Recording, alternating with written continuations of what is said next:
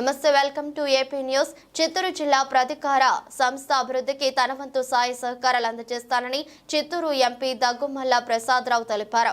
గురువారం ఉదయం చిత్తూరు జిల్లా క్రీడా ప్రాధికార సంస్థ మైదానంలో జాతీయ క్రీడా దినోత్సవం ఘనంగా నిర్వహించారు.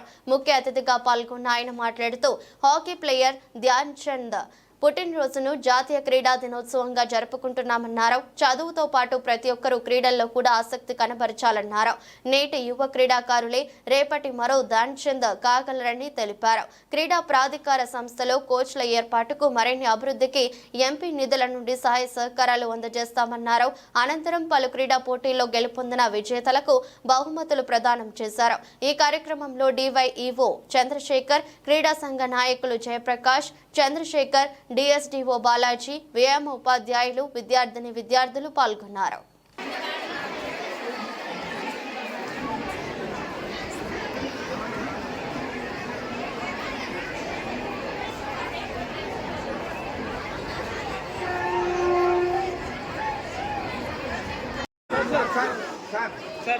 గట్టిగా చెప్పండి.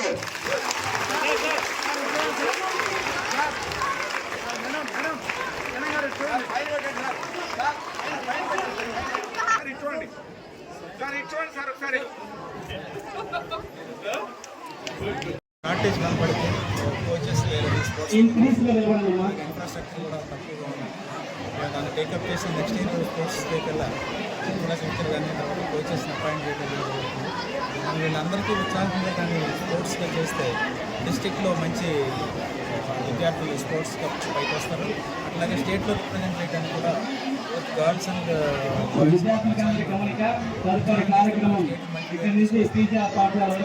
తెలుసు స్పోర్ట్స్ చదువులు బాగుంటే మన లైఫ్ వీళ్ళందరికీ ఉత్సాహం చేయడానికి